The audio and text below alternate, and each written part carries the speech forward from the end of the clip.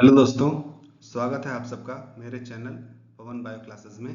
और आज हम लोग जिस टॉपिक पर बात करने वाले हैं वो है introduction of FCI assistant grade 3। हमारा आज का टॉपिक है एक ऐसी एक्साइटिंग करियर अपॉर्चुनिटी जो कि लाइफ साइंस स्टूडेंट्स के लिए है और जिसके बारे में बहुत ही कम लोग इसके बारे में जानते हैं, इसको कंसीडर करते हैं। उस अपॉर्चुनिटी का नाम है food corporation of India assistant grade 3rd position. Okay, इसे FCI AG3 भी कहा जाता है। If you are passionate about applying your scientific knowledge to real world problems and contributing to national food security, this video is for you। अगर आप science को लेकर के पैशनेट हैं, उसके अपने नॉलेज को लेकर के पैशनेट हैं और इसको जो रियल वर्ल्ड की प्रॉब्लम्स हैं उसको सॉल्व करने में कंट्रीब्यूशन रखना चाहते हैं, जो कि स्पेशली फूड सिक्योरिटी की प्रॉब्लम्स हैं, तो ये वीडियो आपके लिए है। ओके, तो बात करते हैं FCI की। FCI means food corporation of India.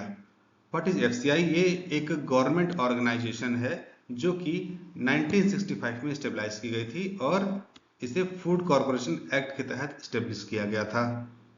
Okay, AG3 मतलब असिस्टेंट ग्रेड 3, जो कि इस ऑर्गेनाइजेशन में एक एंट्री लेवल की पोजीशन है।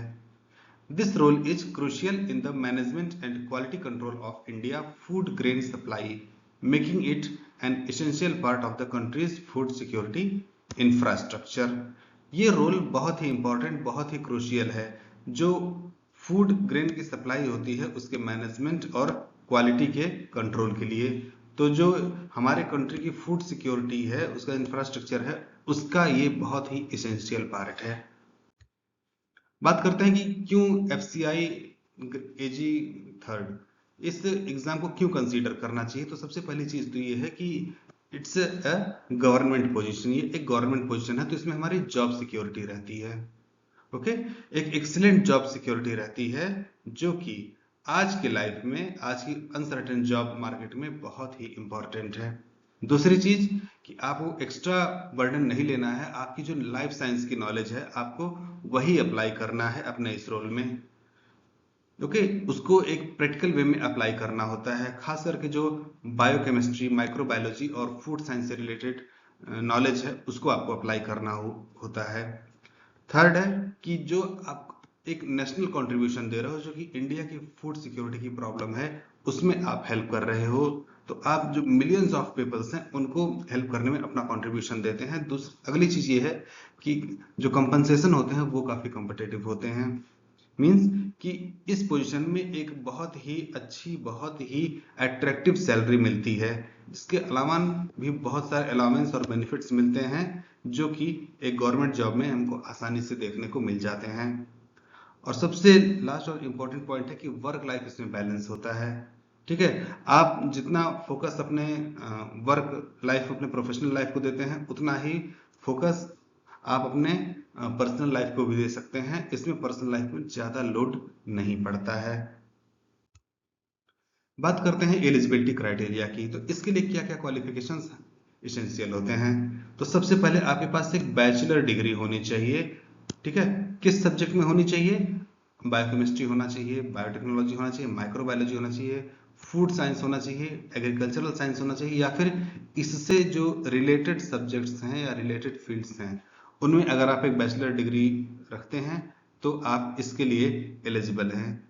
ओके, जो एज लिमिट होती है इसकी वो 18 से 28 साल तक होती है। ठीक है, लेकिन कभी कभी ये चेंज भी होती है, जो रिलैक्सेशंस होते हैं कुछ कैटेगरीज को वो भी आपको देखने को मिलते हैं, वो भी आप हासिल कर सकते हो।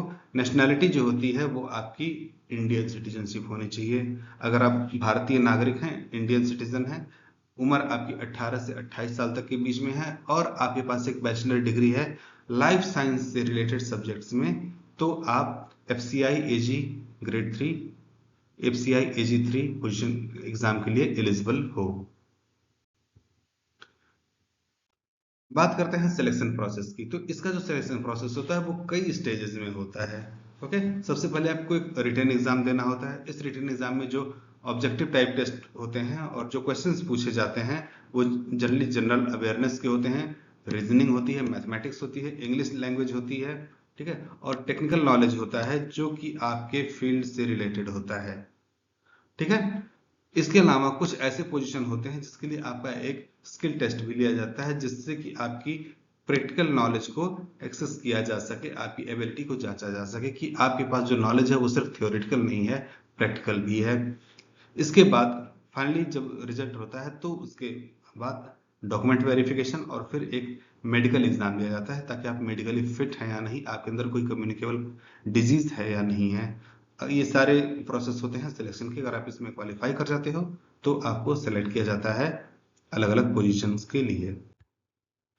जॉब की रिस्पॉन्सिबिलिटीज, क्या क्या जॉब रिस्पॉन्सिबिलिटीज होती हैं? सबसे पहली चीज तो ये होती है कि आपको क्वालिटी कंट्रोल पोजीशन पर रखा जाता है कि जो फूड ग्रेन्स हैं, ठीक है, उनकी क्वालिटी क्या है उसको आपको इंस्पेक्ट करना होता है। इसके अलावा आपको कुछ लेबोरेटरी टेस्ट को कंडक्ट करना होता है, जिससे कि जो फूड ग्रेन्स हैं वो स्पेसिफिक स्टैंडर्ड्स के हैं या नहीं आप ये चेक कर सकें। इसके अलावा जो क्वालिटी कंट्रोल के रिकॉर्ड्स हैं उनको आपको मेंटेन करना होता है, ठीक है। फिर पेस्ट मैनेजमेंट भी करना होता है। आपको ये देखना जरूरी होता है कि जो आपका स्टोरेज फैसिलिटी है, जो गवर्नमेंट की स्टोरेज फैसिलिटी है, वहां कोई पेस्ट का अटैक ना हो, ठीक है। तो आपको ये कंडीशंस वहां पर बना के रखनी होती है कि वहां पर पेस्ट अटैक ना कर पाए, पेस्ट वहां पर आपके फूड, आपके ग्रेन्स जो हैं उसको वो डिस्ट्रॉय ना कर पाए, ठीक है। इसके अलावा है स्टोर मैनेजमेंट। आपको ये देखना होगा कि जो हमारे फूड ग्रेन्स हैं उनकी प्रॉपर स्टोरेज हो, ऑप्टिमम कंडीशन हो, जिससे कि उसका स्पॉइलेज ना हो, खाना बर्बाद ना हो, जो फूड ग्रेन्स है वो बर्बाद ना हो। इसके अलावा आपको इन्वेंट्री और स्टॉक रोटेशन को भी मैनेज करना होता है, ठीक है। इसके अलावा प्रोक्योरमेंट एंड डिस्ट्रीब्यूशन, यानी कि खरीद फरोख्त और रख रखाव और वितरण, इन सब चीजों में आपको असिस्ट करना होता है, ओके। किसानों से जो प्रोक्योरमेंट यानी कि खरीदारी का प्रोसेस होता है उसको आपको असिस्ट करना होता है। और जो वेरियस आउटलेट्स हैं, जो अलग अलग विक्री के क्षेत्र हैं, उनमें भी आपको कोऑर्डिनेट करना होता है। फिर डॉक्यूमेंटेशन, जो भी आपने किया है उस चीज को एक एक्यूरेट रिकॉर्ड, क्वालिटी चेक और स्टॉक लेवल और डिस्ट्रीब्यूशन, इन सब का एक स्पेशल एक्यूरेट रिकॉर्ड रखना होता है।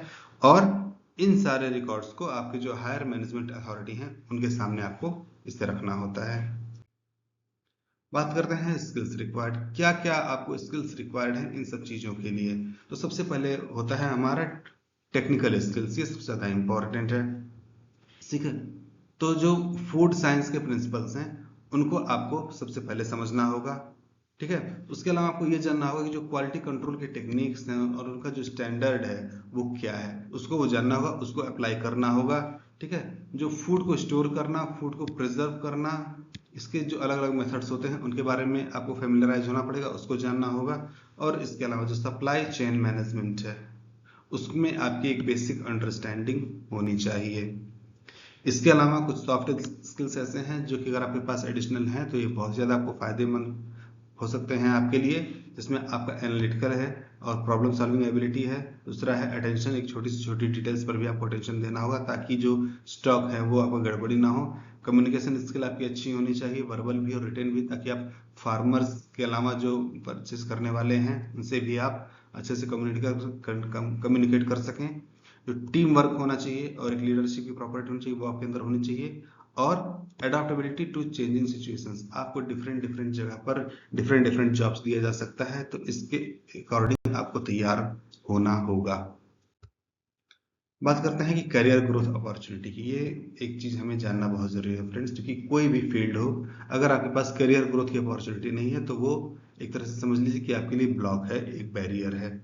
तो FCI AG3 में जब आप सिलेक्ट होते हो तो वह सिर्फ और सिर्फ एक स्टार्टिंग पॉइंट होता है। उसके बाद वहां से आपके करियर ग्रोथ के लिए बहुत सारे दरवाजे खुले रहते हैं। सबसे पहली चीज तो ये कि वर्टिकल प्रोग्रेशन, आप लोअर रैंक से हायर रैंक पर आपका प्रमोशन होता रहता है according to your knowledge, according to your potential, according to your capabilities. जैसे आपका नॉलेज होगा, आपका पोटेंशियल होगा, आपकी कैपेबिलिटी होगी, तो आप मैनेजर, फिर असिस्टेंट जनरल मैनेजर और उससे भी ऊपर आपको प्रमोट किया जा सकता है। इसके अलावा जो FCI के स्पेशलाइज्ड रोल्स हैं उनमें भी आपको कंसीडर किया जा सकता है, जैसे कि quality assurance, supply chain management या फिर ऑपरेशन में भी आपको इंक्लूड किया जा सकता है। इसके अलावा इंटर डिपार्टमेंटल ट्रांसफर, एफसीआई में ही जो अलग अलग डिपार्टमेंट्स हैं उसमें भी आपके इंटरेस्ट और परफॉर्मेंस के बेसिस पे आपको ट्रांसफर किया जा सकता है। और ये एक गवर्नमेंट जॉब होने की वजह से इस जॉब में स्टेबिलिटी होती है, तो आप हायर एजुकेशन और स्पेशलाइज्ड सर्टिफिकेशंस के लिए अपनी पढ़ाई फर्दर कंटिन्यू कर सकते हैं। ओके, तो सबसे पहली चीज की इसकी प्रिपरेशन कैसे करें, how to prepare for this exam. तो आपको सबसे पहले स्टे इन्फॉर्म, आपको रेगुलरली जो एफसीआई की वेबसाइट्स हैं और जो एम्प्लॉयमेंट की न्यूज हैं उसको आपको लगातार देखते रहना होगा। ठीक है, आपको सोशल मीडिया पर भी एक्टिव रहना होगा इसके अपडेट्स के लिए। ठीक है, आपको रेगुलरली ये जानना होगा कि क्या क्या अपडेट्स आ रही हैं इस एग्जाम में। उसके अलावा जो एकेडमिक फोकस है वो आपको अपना स्ट्रांग रखना होगा। स्पेशल अटेंशन आपको देना होगा जो बायोकेमिस्ट्री है, जो माइक्रोबायोलॉजी है और फूड टेक्नोलॉजी है, इन तीनों सब्जेक्ट्स पर आपको स्पेशल फोकस करना होगा। ठीक है, अगर आपके मेन करिकुलम में फूड साइंस एक सब्जेक्ट नहीं है तो ये आपको ऐड करना होगा। ठीक है, थर्ड है कि आपको अपना जीके स्ट्रांग रखना होगा, क्योंकि जीके भी हमारे एग्जाम का एक पार्ट होता है।